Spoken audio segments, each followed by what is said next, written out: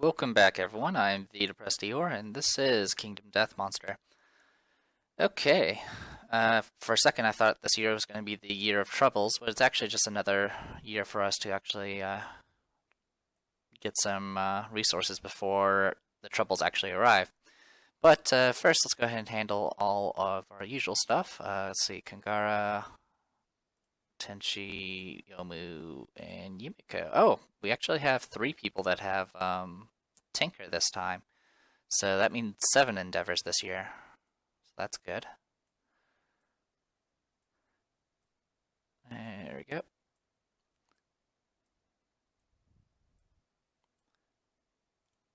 As we're recording this, I did get some comments mentioning I did forget some reactions on certain AI cards, which, thanks for pointing that out. I'll definitely, at the very least, I'll confirm that it was a mistake, but at this point, unless I notice it during a game, during actual recording, I probably won't be able to rewind and fix it because that's just way too much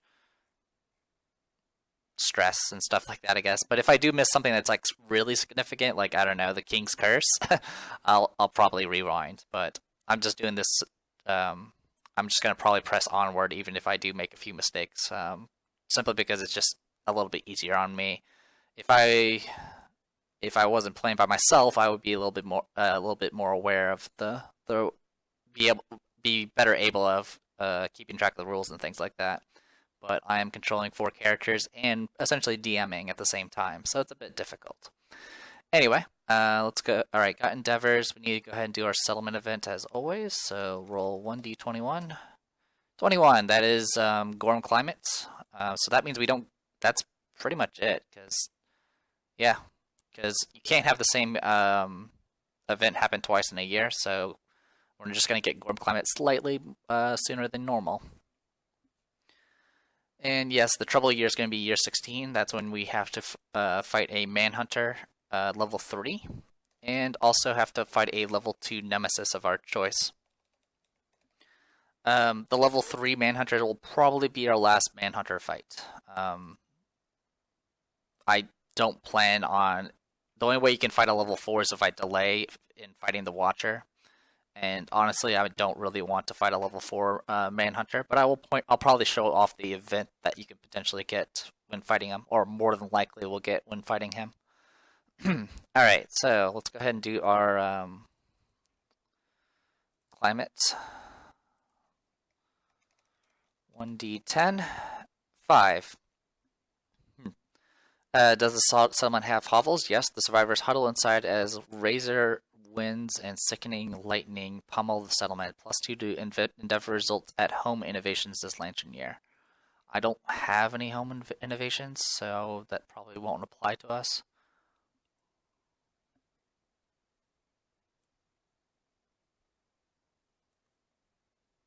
No. If I get beds, I could potentially do stuff with that, but I don't exactly want beds.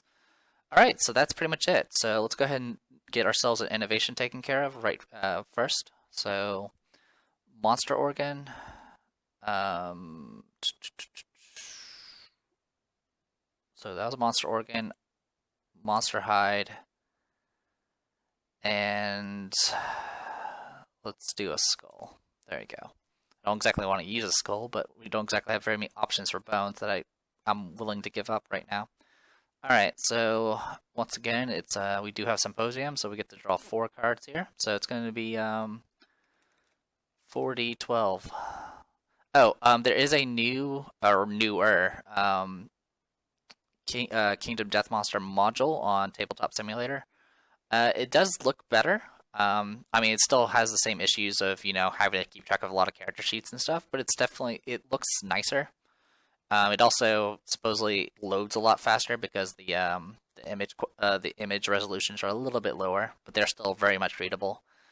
So I might take a look at that in the future just to see how it compares. Personally, I like having these separate tabs to keep track of characters while I'm playing, so it's actually a little bit easier to switch back and forth instead of having to pan the camera all the time. Anyway, I'm going to go ahead and roll 4d12. No duplicates, so that's good. And the reason there's little die images is because there's you can actually use little die rolling things in this that have graphics and all that nonsense. Anyway, 1 is Bloodletting, 8 is Partnership, 10 is Song of the Brave, and 12 is Forbidden Dance. Really, the only one I care about is Song of the Brave. What Song of the Brave does by itself is all it does is give you all non-death survivors add +1 to their roll results on Overwhelming Darkness, which can be really good if you want to actually, hunt level 2 monsters. Unfortunately, we don't because we've been hunting Gorms, and Gorms are evil when they're level 2. Also, Song of the Brave gives it can give some other beneficial effects when fighting a Kingsman against a certain card, but that's about it. Anyway, I'm going to go ahead and grab Song of the Brave, and this is going to add Song of the Brave consequences to the deck, so let's see what we get from that. I don't remember exactly what that is. Innovations, Song of the Brave, it gets a Saga. All newborn survivors gain +2 hunt experience and +2 survival from knowing the epic. So that pretty much means all newborns start at age level 1, which means they can immediately start getting weapon proficiencies and things like that. Of course, we're playing with masteries, so it doesn't really matter that much. It's pretty good, just not good for us, because obviously we don't deal with newborns.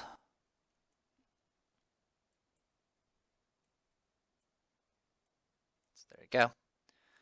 Alright, so finally we got Song of the Brave, which means this next Gorm fight will get rid of Gorm Climate, finally.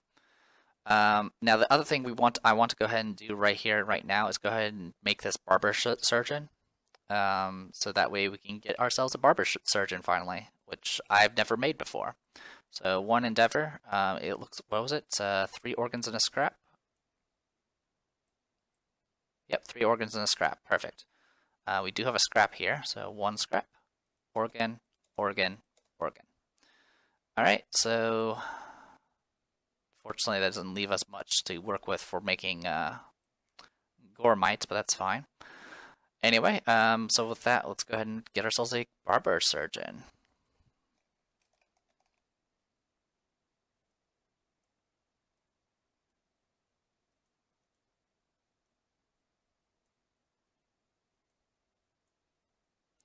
I'll pull it up on the actual thing here.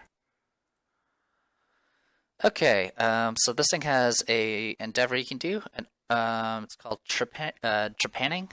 An auger gingerly applied to the skull of the survivor is used to drill through the bone in the dangerous pursuit of remedies by releasing blood built up in the brain. You can either get yourself a severe you can get a intracranial hemorrhage. You can cure one disorder. You can cure intracranial hemorrhage, and you can also get a random disorder and 1 random fighting art.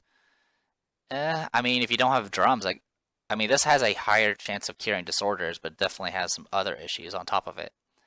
So, anyway, but there's a bunch of other things we can get, some of which require other innovations, like the Almanac and things like that. So let's go ahead and pull those up, because I've never used the Barber Surgeon, because I've never gotten this far down the tree, usually. So the Almanac is the one thing we can't make, definitely. And it's actually pretty impressive. When you depart, gain +2 insanity, and you cannot gain disorders. So that's cool. It is flammable, so that is a way to get it destroyed. The one thing we can make, we do have pottery, which would be the Musk Bomb. It's a stinky thrown fragile item. If adjacent to the monster, when it draws an AI card, you may spend 2 survival and archive Musk Bomb to roll 1d10 on a 3+, discard the AI card without playing it. So it's kind of a way to prevent a nasty AI card from happening.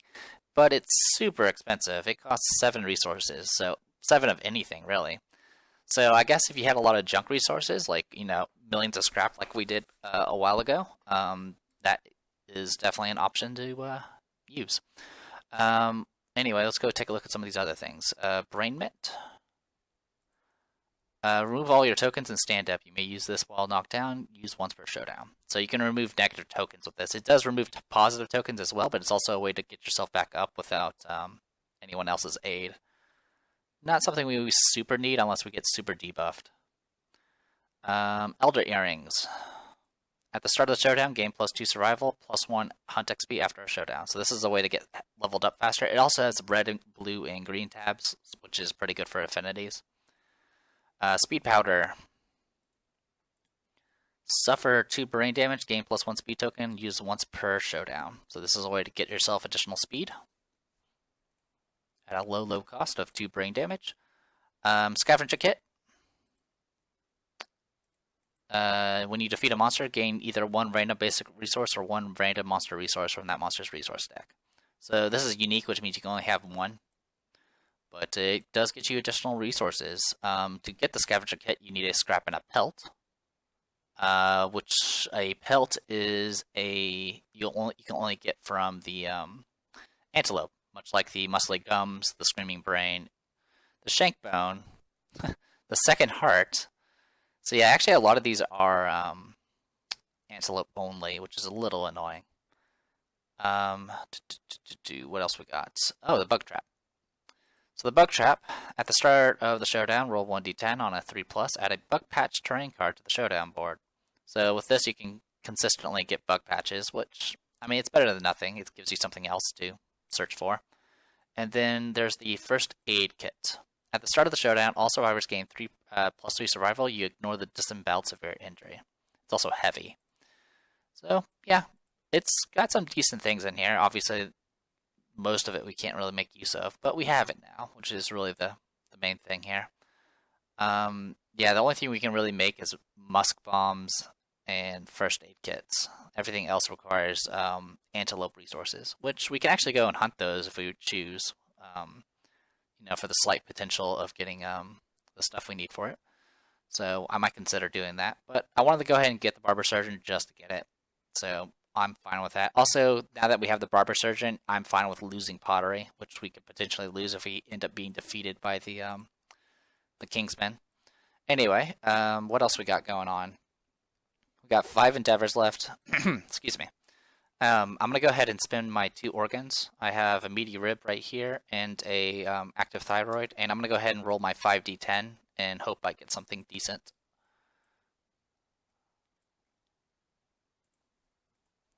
So roll 5d10.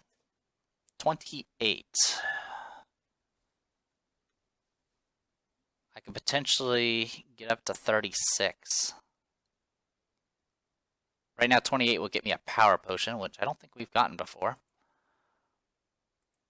Power potion, once per showdown, gain +1 strength token for each green affinity you have, which is actually rather useful. But unfortunately, the person that has all the green affinities doesn't exactly have room for a power potion. At least not without getting rid of a life potion in return. I do have a spare wisdom potion, so I might go ahead and sacrifice that to potentially get something better, but even that doesn't really seem viable. So I think I'll go ahead and just take the power potion, which kind of sucks.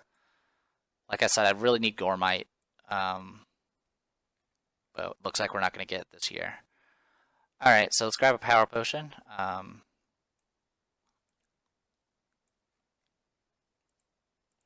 we can go from there. So power SWAT, overpower, full power, power potion. There it is. I did try to take a look at some of the expansions I don't have active right now, like the Dung Beetle Knights. I tried really hard to understand the Dung Beetle Knight, but there's these things on his AI card and some of his hit locations, and I don't know what they mean. And I tried looking through the rules, and I couldn't find anything. It's like a weird little green X. I think it has to do with maybe being near the Dung Beetle Ball or whatever it's called that it has, but I couldn't find anything in the rules that confirmed it. So I can't really ever show off Dung Beetle Knight, unfortunately. Anyway, besides that, we can go ahead and see about making that helmet. The Gormit Mask requires a stout hide and a handed skull. I do have a spare handed skull, so I'm going to go ahead and do that. And make ourselves a Gormit Mask.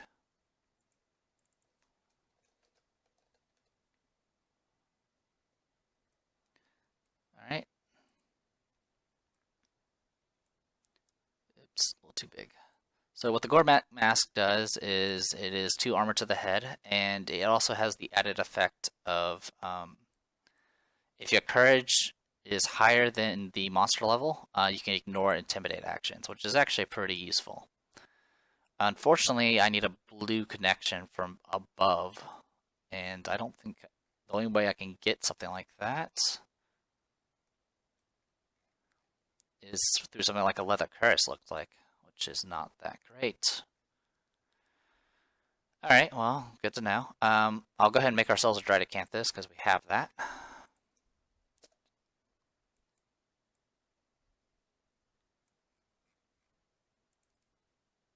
So copy, paste.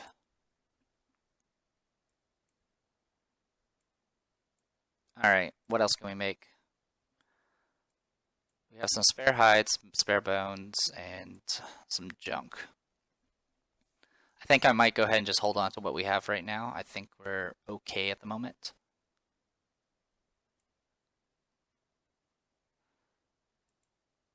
Festophobia. Okay, so yeah, the only location that Kungara doesn't have armor in is the location that she can't even equip in. Seeing what else we got going on here. Momiji doesn't have to skip next hunt anymore. That's fine. Okay, so let's go ahead and see if we can get rid of some. We have 5 endeavors left, which means we get to roll 5 times on drums. I'm just going to go ahead and just roll them all at once and then cry. So, ready, set, go. Okay, I at least got 1 success. Alright, so total of +3 insanity. I'm going to go ahead and put it all on. Actually, we'll spread the level a little. There we go. A little bit for everybody. And then +1 survival, which I'll put on Mara. And then I can remove departing survivors will get +1 survival, and I can remove 1 disorder from any survivor. I'm going to go ahead and do that for Yumiko. I'm going to get rid of arithmophilia so she can actually move again. So that's the key thing. We got rid of arithmophilia. The only other thing I definitely want to get rid of eventually is prey, but that's fine. Okay. So all that's taken care of. I haven't been using the war room, unfortunately, because I've been trying desperately to get rid of disorders that are really, really bad. Anyway, so at this point, we can go on another hunt. I'm going to hunt a Gorm, definitely. At this point, if we defeat the Gorm with Song of the Brave, we can get rid of Gorm Climate until we draw it again. So yeah, we're going to be doing that. As for who's going to go on the hunt, I think I'm going to go ahead and just take the same group, more than likely. Yeah, same group. I think that's more than fitting. Alright, so Kungara, Yumiko, Yamu, and Tenchi. Alright. As for departing survival, I don't think it's really anything we need to worry too much about, but alright, we have 11 survival. Our departing survival's 4. I think everyone's already maxed out except for Yumiko, so there you go. And Tenchi will get +2 insanity, so she's now super insane. And that should be it. Kungara should have 3 armor in the head, sorry. And her arm set is supposed to be 3 as well. There you go. Tenchi should have 5 in everything. Yomu should have that. Yumiko will have that. Okay. So now I can finally take advantage of the 6 movement Yumiko has, so hopefully that works out. Alright, let's go ahead and start out with a 1d7. 4.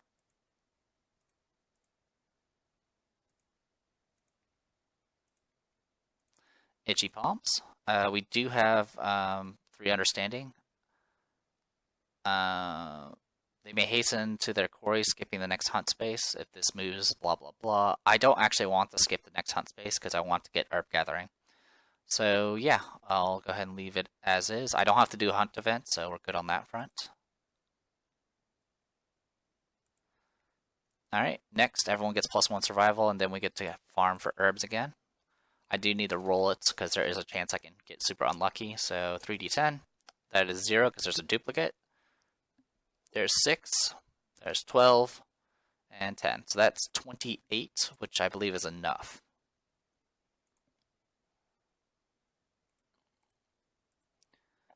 Yeah, fresh acanthus, everyone gets +1 survival. So let's get our fresh acanthus on.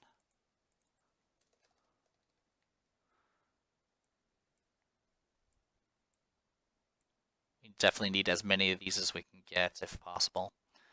Besides that, we need to go ahead and draw another event. So let's go ahead and do that. 1d7. 2. Head splitting pain. Alright, moves the Gorm 1 space closer on the hunt board, which sucks.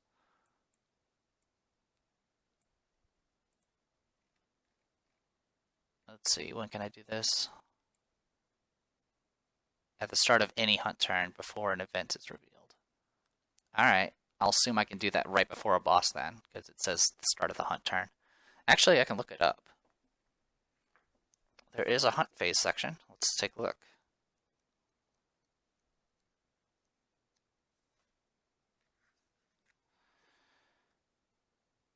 Hunt board. That's hunt your quarry, blah blah blah. That doesn't tell me anything.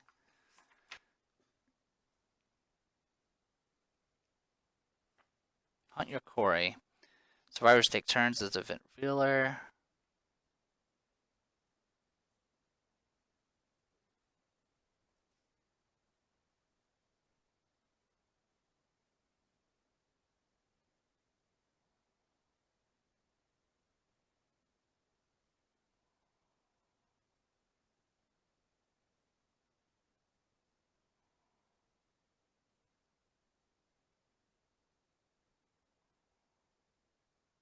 Takes turns, blah blah blah.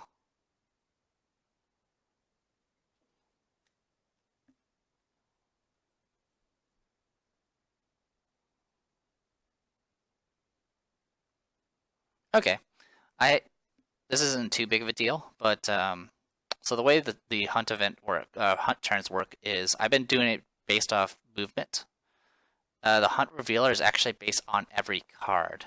So technically, the way this is going to work is it would have been Kangara handled this card, Yomu handled the herb gathering, and then it would be Tenchi handling this card.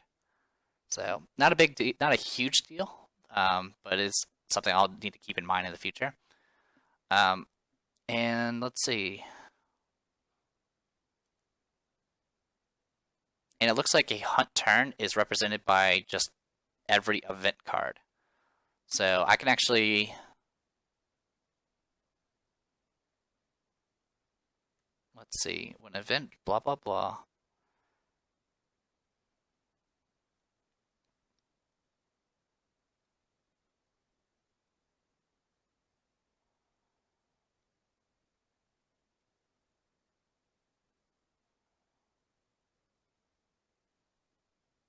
Okay. So yeah, it's... And if during my hunt turn I move on to the a space that has the monster, it starts the fight. So I can actually, at the start of my turn, before I move on to the monster's hunt space, I can actually use the lantern. Okay. It's worded weird, to say the least, because it doesn't. The way it's described in the book is it doesn't really describe turns, at least not in the way you expect it. Oh well. Anyway, so we do get the stupid head splitting pain again, which is super annoying. We gotta do these one at a time. Kangara has 2 disorders, so it's gonna be 1d10 plus 2. 5, gain a random disorder. I'm just gonna do these all at once to get those taken care of. Tenchi has 2 disorders, so 1d10 plus 2. 11, nothing happens, because it skips straight to 13. So now I have read, like, there's a situation in one of the terrain cards, if you get the wrong, if it's I think it's nothing happens, but I'm going to go ahead and check real quick. Okay, I confirmed it. I looked at the Kingdom Death Monster FAQ, where there's a situation where there's a number that you can draw for a terrain card, and what will happen is just nothing happens, and you don't archive it. So in this case, just nothing happens. So that was for Tenchi. Wait, what order did I do that in? Oh yeah, that's right. So Kongara's getting disordered, nothing happens to Tenchi. Yomu has no disorders, so she's probably going to get one.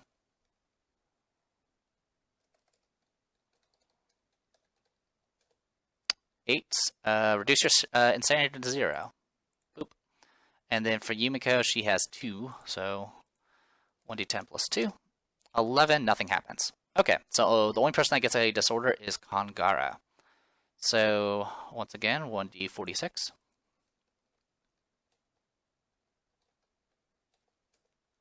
$33. Enfeebled. You are a delicate flower wilting in the darkness. It takes 1 less bleeding token to kill you. So now it takes only 4 to kill her. Interesting. We haven't really had that much issue with bleed tokens as of late, so that's fine. Alright, so that's all been taken care of. So at the start of this next turn where I'm supposed to actually move a space, I'm going to go ahead and use the lantern. Which means I'm going to go ahead and have Yumiko tune, or yeah, I'm going to have her tune, so she's going to get 5 insanity.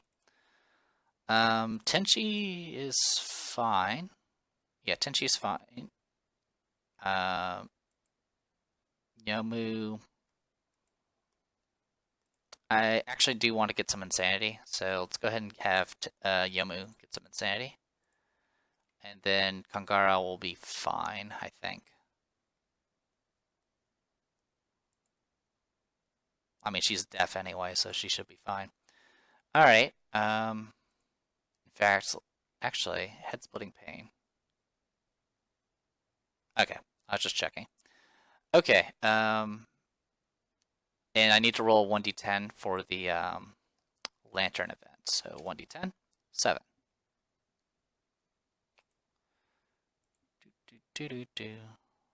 Alright, 7. You can get +1 courage or +1 understanding for everybody.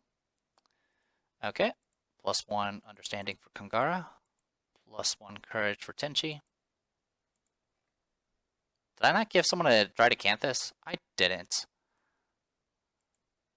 Well, I'm gonna give it to freaking Yomu then, because I should have. My bad, sorry guys. Alright. Yomu's gonna get +1 courage, and Yumiko's gonna get +1 understanding. There we go. Sorry about that. I should have done that, before I departed. Anyway, Yumiko will find the monster, and we can get started. So finally, I don't have to worry about freaking positioning as much, because Yumiko can actually move her full movement now. Anyway, everyone's maxed out on survival, so I don't need to worry about Swords of Promise or anything like that. I do need to roll 2d21. 14 and 19. 14 is a giant stone face, 19 is a survivor corpse. Alright, I can live with a survivor corpse, so it has to be 6 spaces away from all other terrain.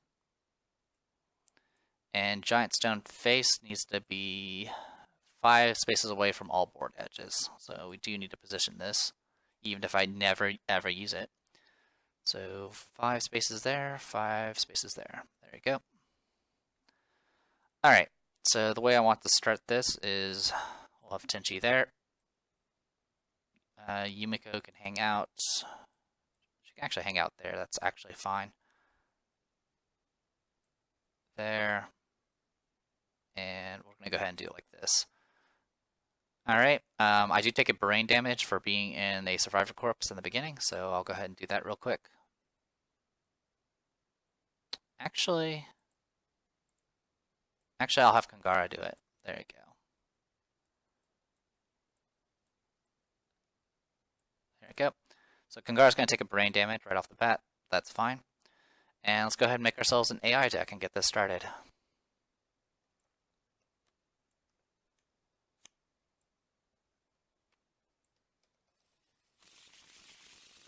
Anyway, flipping top card, because we do have a wisdom potion.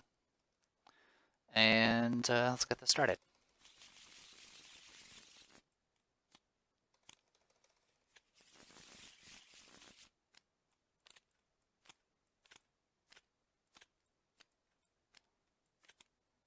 Alright, good stuff. Monster does go first, so let's go ahead and do that. Which way do I do this? It was this way. Body check, random survivor in range. Okay. I'll do it in the order of the tabs up here, so 1d4.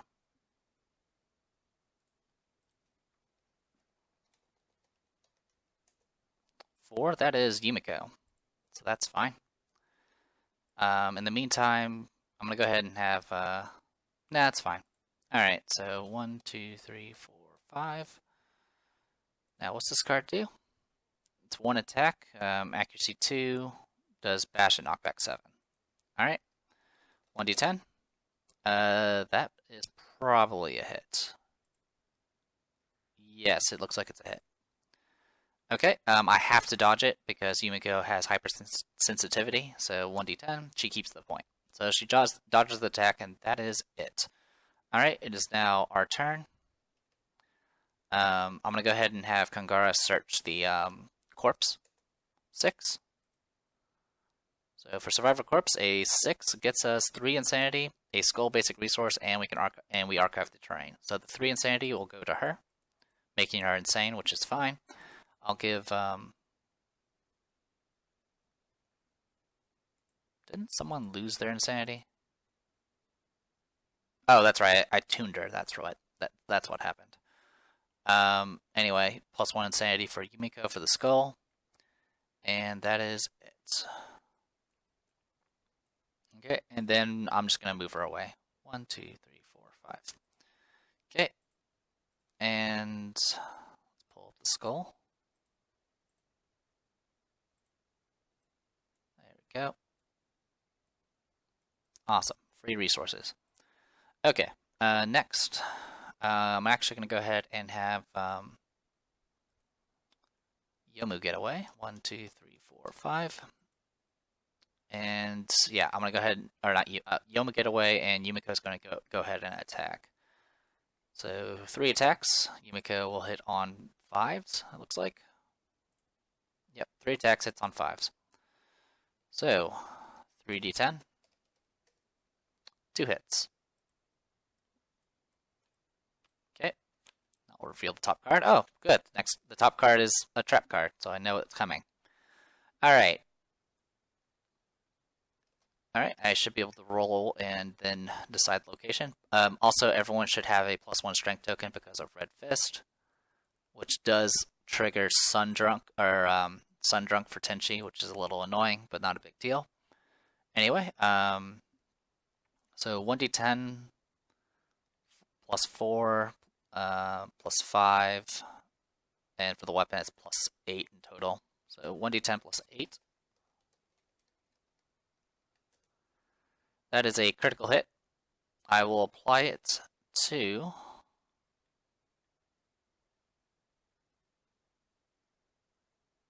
I'll apply it to the backstrap first. So this will get critted. I'm going to go ahead and take the Jiggling Lard. Add that to the list.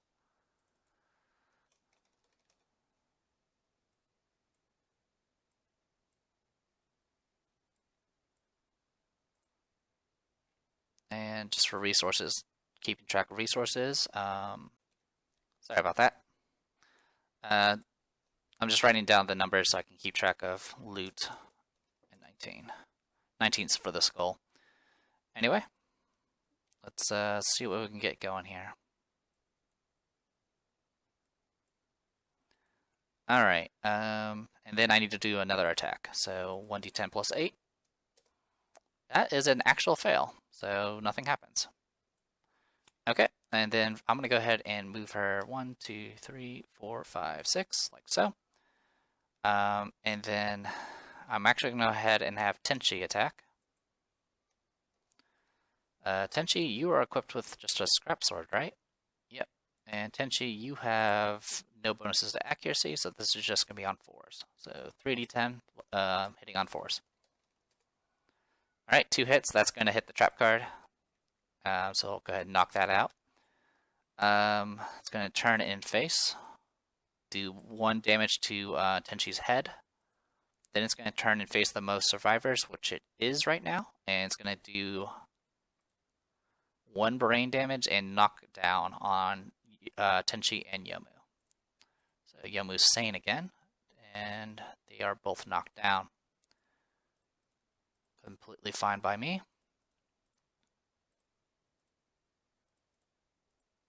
Okay, next I'm going to go ahead and have Yumiko Surge, after of course I shuffle this deck.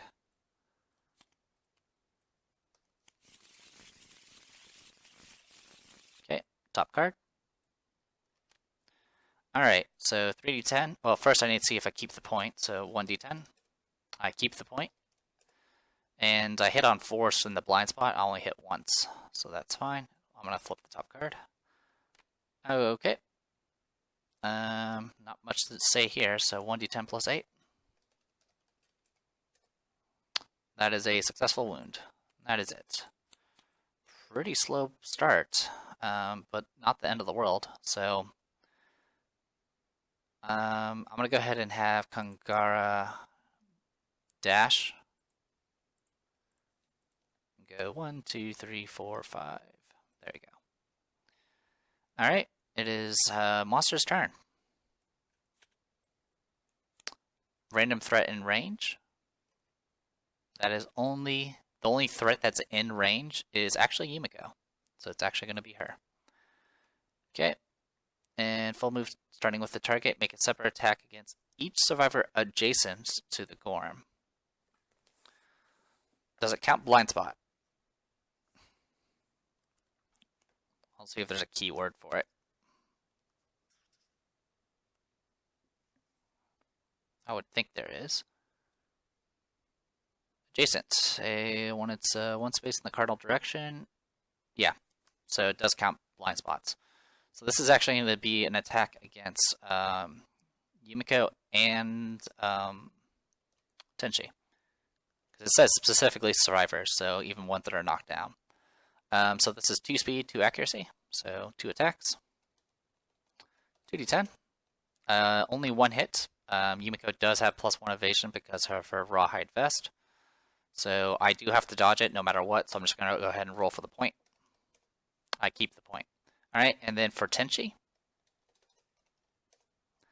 Tenchi has 4 evasion right now because of Monster Grease with Affinities and her natural 2 evasion. So 1 hit, and we're just going to apply it. 2 damage to the waist.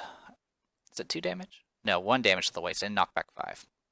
So Tenchi, take 1 damage to the waist and go flying. 1, 2, 3, 4, 5. Okay. It's now our turn. The people that are knocked down do get back up.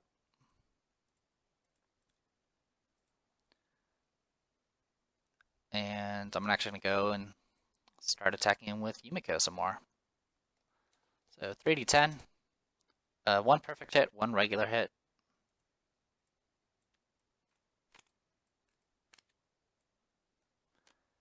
Okay. Not much that I care about. Anyway, this is going to be... Yumiko does have Mammoth Hunting, so this will be 1d10 plus 13 because the weapon is sharpened. That is a regular wound. I will apply it to the wrinkled elbow. And then I'll go for the clubfoot next. A critical hit to the clubfoot. So this is the one that can cause him to fall over at the start of every round, which I keep forgetting about. Okay, and I'm going to go ahead and surge.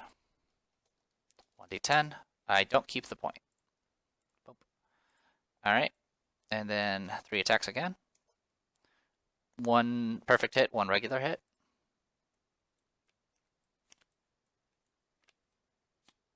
Alright, once again, 1d13, or 1d10 plus 13. That is a critical hit. I will apply it to the Crowded Fangs and get a random resource and +1 courage. She's maxed out on courage, but I want the resource. Alright, let's roll 1d21 for that. 9. Alright. Alright, so 9 gets us a Mammoth Hand.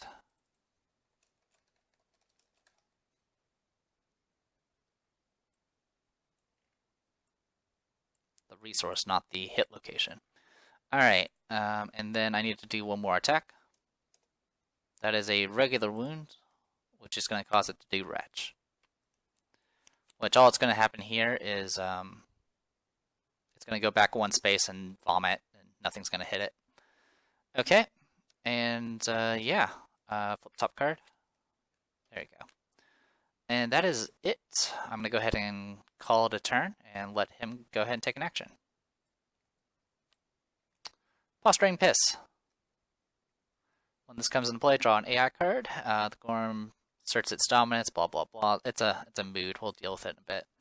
It's whenever we end our action in its blind spots, we will lose all armor in our legs. Otherwise, we take damage to that location. If we defeat it while this card's in play, it will we will get ammonia, which we already have. Alright, we do draw another AI card, so it's going to be Charge. Random, it's closest threat facing in range, which is nobody, and Random Survivor and Field of View. So, everyone, because it's not based off range. So I'm going to go ahead and roll 1d4 and do it based off the tabs. 2, that is Tenchi, so it's going to go after Tenchi.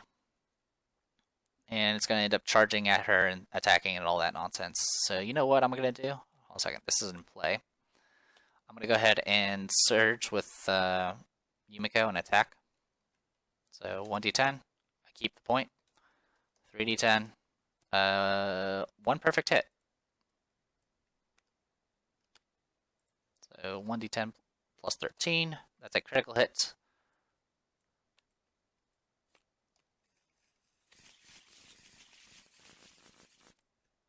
Alright, and we do get a resource out of that. So 1d21.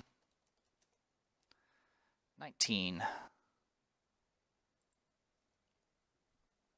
19 is a stout kidney.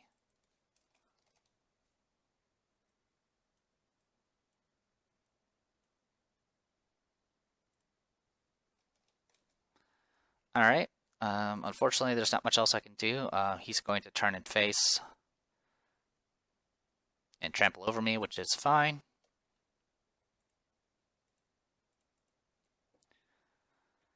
And do some attacks. So this is now going to be in the discard. 4 attacks. 40. Oh wait, actually I need to roll 1d10 first. Okay, he doesn't fall over. Like I said, I was going to forget about it.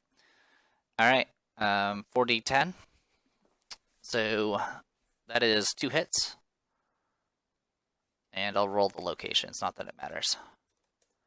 Head and chest. It's 2 damage each. I'll go ahead and dodge one of them. Actually, can't she dodge both? Yeah, she could dodge both. Why not? There you go. Dodge both. Okay. It's now our turn. I'll go ahead and just do Sour Death and encourage myself back up and get a +1 strength token out of it.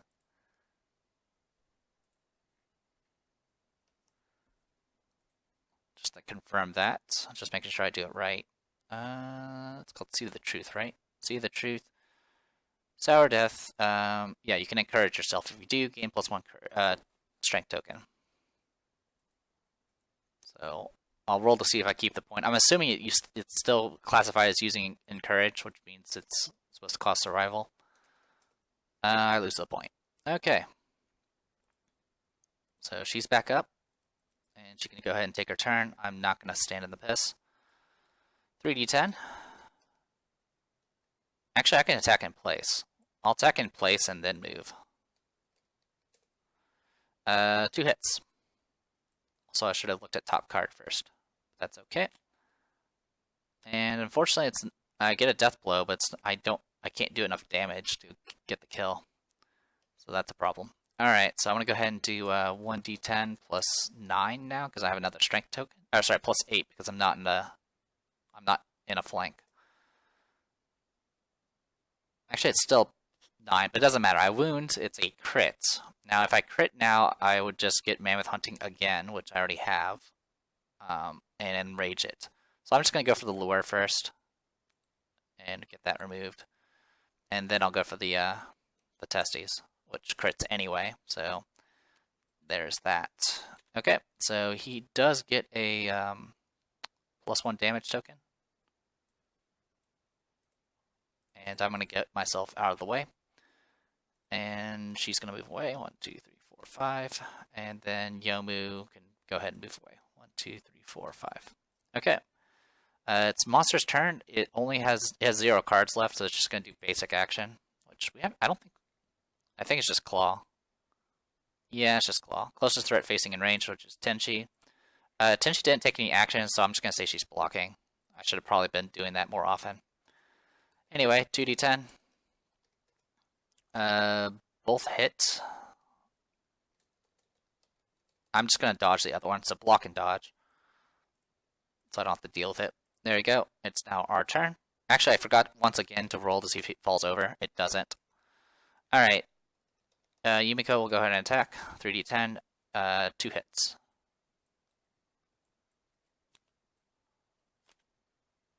Alright, I already know which one I'm going to go for. Also, I think it's 1d10 plus 9, but I don't think it matters. Like I said, this thing only has 8 toughness. That's a wound. I don't think it's a crit. No, it's not a crit. I crit on 7s. So, regular wounds, doesn't really matter what I apply it to, it's going to end the battle. Alright. Well, with all that taken care of, let's go ahead and do experience. So, +1 experience, +1 experience. Almost close to leveling up, as is Yumiko and Kangara. They're about to hit their last level up. They are, and just a note, all the Swords Masters are ageless, so once I hit that last level up, I'm never going to give them age tokens again, or age experience anymore. Anyway, let's go ahead and roll for loot. Oh, and final thing. Unfortunately, I don't actually have it open, so I'll show it next time because I don't really want to cut it off right now. But it states that if you have Song of the Brave after defeating a Gorm, you get rid of the Gorm climate. It doesn't matter what level you fight it at, it gets rid of the Gorm climate that year, which finally stops this crazy nonsense of it happening every year. So I'm just going to go ahead and remove it. I'll show it. I'll try to remember to show it next time because, like I said, I just want to finish this video up. So 4021 for Gorm resources. I don't think any of those are duplicates. They are not. Okay, so good stuff there. 3 is a dense bone.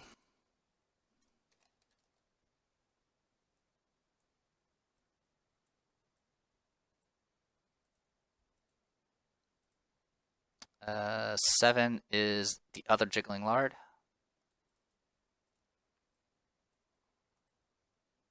13 and 19.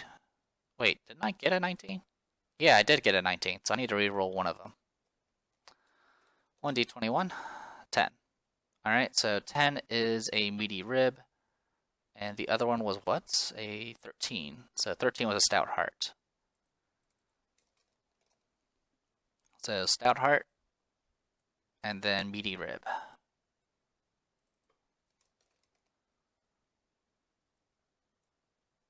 Okay. A lot of resources, that's good. And then 4021 for regular resources. We definitely have duplicates in there, so 1d21. 21. Okay. Put these away. Put that away. Put that away. Resources. 3 is a love juice, which is just going to be an organ for us.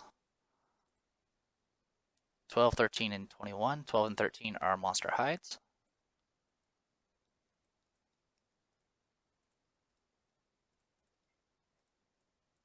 And then the last one is a wild card. All right. Well, I'm gonna go ahead and call this a video. We finally got rid of Gorm Climate, which is great. Next year, we're gonna have to deal, before we can even use these resources, we have to deal with a level 3 Manhunter, which means we get to deal with its unique trap cards, and then we get to fight a Nemesis encounter right after. So, I am the Depressed Eeyore. This was Kingdom Death Monster. See you guys later.